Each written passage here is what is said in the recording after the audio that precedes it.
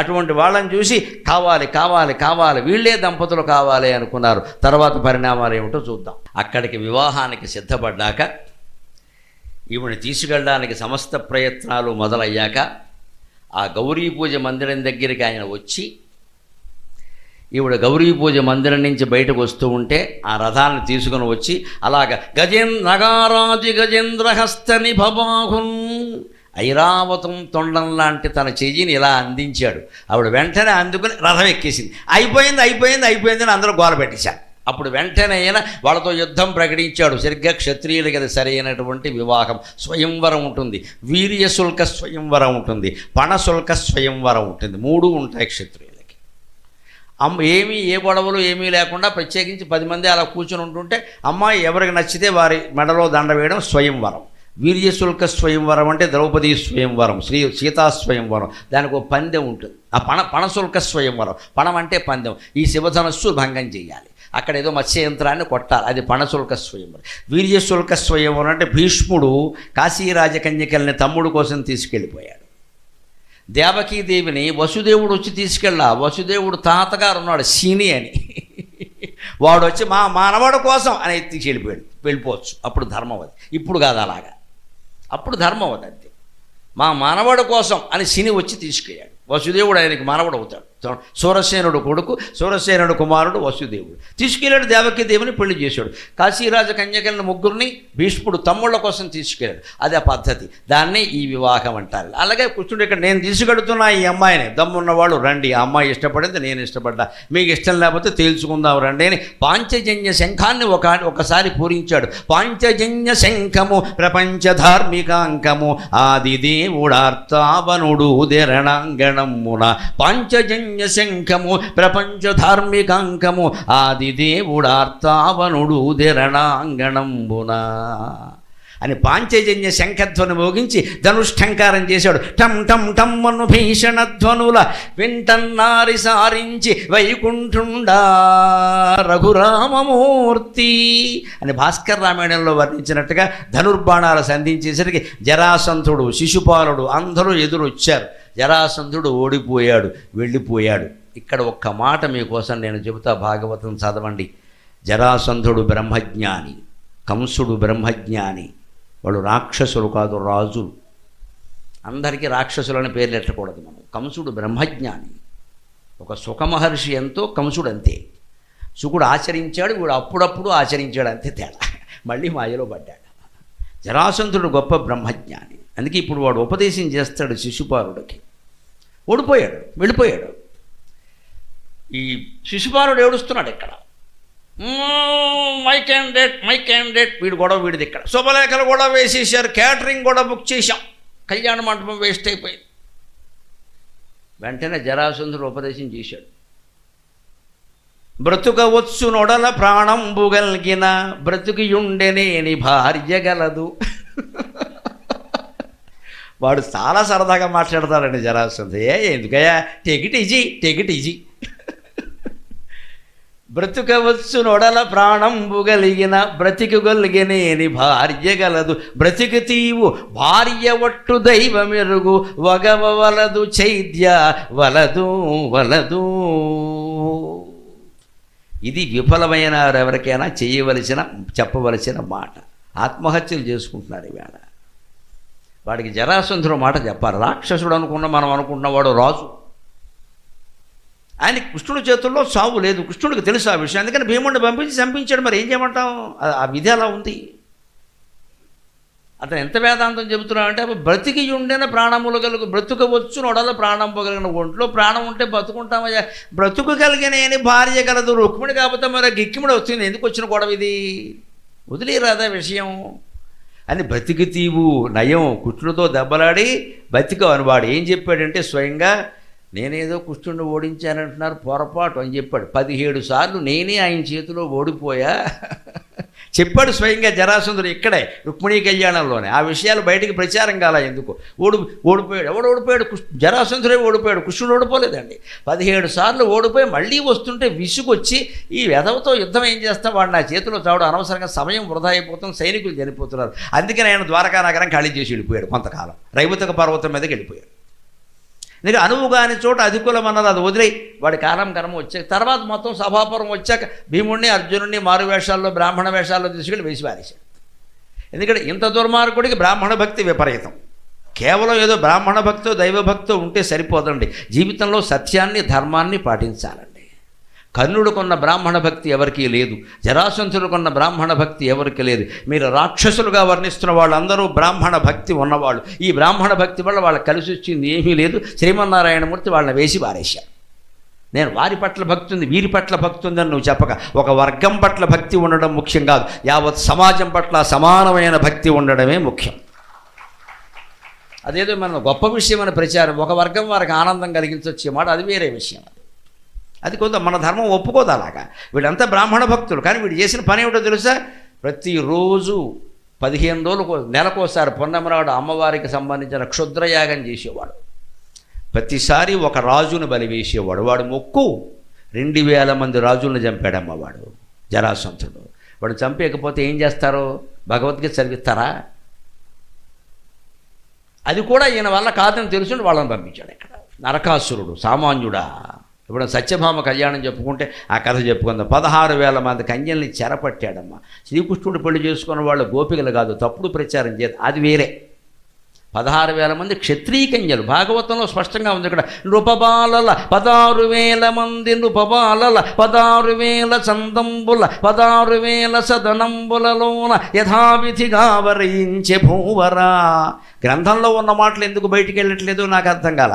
గోపికల్ని అందరినీ కలిపేసి గోపికలు ఇందులో ఒక్కళ్ళు లేరు. 16,000 మంది క్షత్రియ కన్యలే. వాళ్ళందరినీ నరకాసురుడు చెరబట్టాడు. చెరబట్టిన వాడు సత్యనారాయణ వ్రతం చేయిస్తాడా? ఏం చేయాలో అదే చేశాడు. వాళ్ళు బయటకు వచ్చి మాకు బతుకు లేదయ్యా, వీడు మమ్మల్ని సర్వనాశనం చేశాడు, మా బతుకులు ఏమైపోవాలంటే శ్రీకృష్ణుడు భార్యలని చెప్పుకోండి అన్నాడు. చెప్పుకోవడం ఎందుకు, ఒక Aadhaar card with PAN card పారేయవయ్యా అని చెప్పారు. పారేశాడు. అప్పుడు 16,000 మందిలో చేసుకున్నాడు. భాగవతం 10వ స్కంధంలో స్పష్టంగా ఉంది. ఇక్కడ గోపికలు వేరు, వాళ్ళు ఊరికి ఇక్కడ సంసారాల్లో ఉన్నారు. వాళ్ళు కేవలం రాసలీలంటే కేవలం నాట్యం అండి. వంకర సంబంధాలు ఎందుకంటే కడతారు. ఈయన వేణు ఉదయవాడు నాట్యం చేసేవాడు, వాళ్ళు వచ్చేవారు కూడా నాట్యం చేశారు. అందులో 8 ఏళ్ల వాళ్ళ నుంచి 80 ఏళ్ల వాళ్ళ వరకు ఉన్నారు. ఎందుకు మాట్లాడతారు ఇవన్నీ? వీళ్ళు క్షత్రియ కన్యలు మొత్తం. వాళ్ళందరూ నరకాసురుడు బంధించాడు. 16,000 మంది క్షత్రియ కన్యల్ని బంధించిన నరకాసురుడిని చంపకపోతే దీపావళి నాడు ముద్దెట్టుకుంటారా అండి? ఒక్కొక్క నెల పున్నమనాడు ఒక రాజుని చెప్పిన 2,000 మంది రాజులను బలేసిన వాడిని ఏం చేస్తారు? మనం చంపకపోతే. భగవంతుడు ఎవరిని ఊరికే సంహరించలేదు, వాడు రాక్షస ప్రవృత్తి కలిగిన వాళ్ళు కాబట్టి సంహరించారు. పురాణాలు అర్థం కాక చెప్పే మాటలు వేరు, చదివితే అర్థమవుతుంది. అది ఎందుకు చంపుతాడు? ఆయనకి ఏమైనా పనా? విష్ణువుకి వీళ్ళందరి మీద కోపమా? శివుడికి బ్రహ్మకు లేని కోపం ఆయన ఒక్కడికి ఎందుకు ఉంటుందండి? లోకం నడపాలనే బాధ్యత తీసుకున్న శ్రీ మహావిష్ణువు ఈ లోకం మొత్తానికి పెద్ద డీజీపీ అమ్మ. ఆయన మించిన వాళ్ళు ఎవరు ఉండరు. ఇంకా ఆయన కాపాడాలి, ఆయన బాధ్యత. అందుకే చేస్తాడు ఆయన. దానికోసం వ్యూహాలు కూడా వేసుకుంటాడు, తప్పు పట్టడానికి వీల్లేదు. ఆయన బాధ్యత అది. అందుకని ఇక్కడ ప్రత్యేకించి చెబుతున్నాడు. ఇక్కడ అలాగా పాంచజన్య శంఖం పూరించగానే వెళ్ళిపోయాడుగా. జరాసంధుడు ఉపదేశం చేశాడు. బతికి తీవు భార్య వట్టు దైవం మెరుగు, ప్రాణం ముందు సంతోషించు. భార్యను కావాలంటే మళ్ళీ రేపు ఒక మూడం వెళ్ళిపోతే ఆగస్టు 10 వెళ్ళిపోతే బోళ్ళు ముహూర్తాలు ఉన్నాయి, మళ్ళీ చేసుకుంది కానీ ఇప్పుడెందుకు గొడవ, వదిలి. ఇది వాడు ఉపదేశం. వాడిని దుర్మార్గుడు అని ఆ ఒక్క విషయంలో దుర్మార్గుడు, మిగిలినవి సన్మార్గుడే. ఉపదేశం చేశాడు హాయిగా. అందుకని వగవ వలదు చైద్య వలదు అందుకని వలదు అని చెప్పారు ఖచ్చితంగా. వాడు ఇంక సిద్ధపడ్డాడు, వెళ్ళిపోయాడు. సరే, ఎందుకు వచ్చింది? జరాసంధుడే గెలవలేని వాడిని మనం గెలుస్తాం, వెళ్ళలా.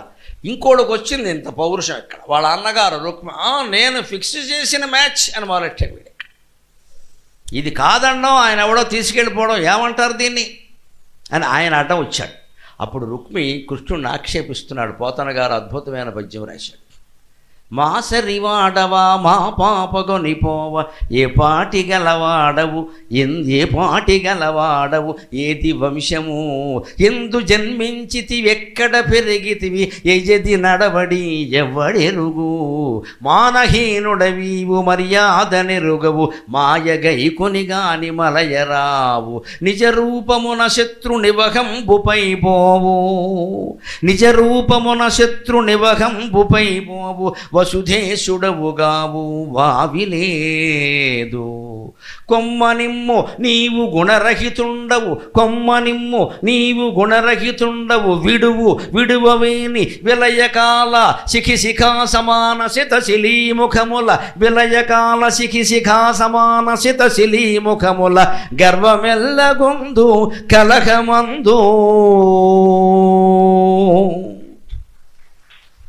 ఈ పద్యంలో రుక్మి మాటల్లో రెండర్థాలు ఉన్నాయి. ముందు మామూలు అర్థం చెప్పుకుందాం. మా సరివాడవా మా పాపగొని పోవ, మేము క్షత్రియులం, నువ్వు యాదవుడివి. ఏమిటి తేడా అంటే యాదవులు క్షత్రియులే, కానీ వాళ్ళకి రాజ్యార్హత లేదు యయాతి శాపం కారణంగా. అందుకని కృష్ణుడు బలరాముడు రాజ్యాలు చేయలే. బంధుత్వాలు ఉన్నాయండి. అంతకుముందే దేవకిని వసుదేవుడికి ఇవ్వలేదా? ఆయన యాదవుడు కాదా తండ్రి? మరి దేవకి క్షత్రియ కుమార్తె కాదా? బలరాముడికి రేవతీదేవిని ఇవ్వలేదా? ఇచ్చారు. మామూలు సంబంధాలకు ఇబ్బంది లేదు.